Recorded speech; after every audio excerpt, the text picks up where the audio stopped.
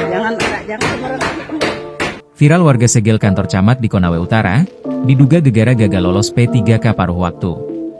Tengah beredar video yang memperlihatkan aksi sekelompok warga menyegel kantor camat di Kecamatan Sawah, Kabupaten Konawe Utara, Konut, Sulawesi Tenggara. Berdasarkan keterangan, aksi tersebut dipicu karena salah seorang warga tidak lolos seleksi pegawai pemerintah dengan perjanjian kerja, P3K, paruh waktu.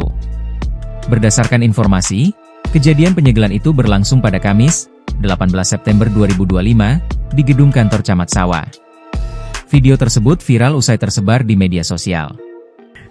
Tapi memang kakakku aku kok. Temben jo aktif mekan Roro. Saya aktif. Oh. Sampai sekarang udah 10 tahun dapat. Bisa nenjo Antonio tamomu. Enak-enak ya. Bisa kepada.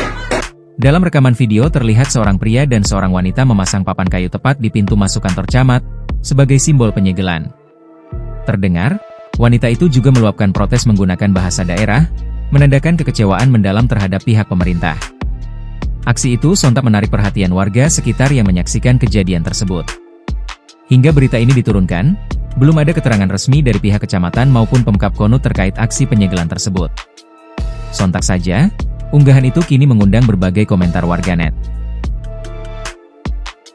Download Tribun X sekarang, menghadirkan lokal menjadi Indonesia.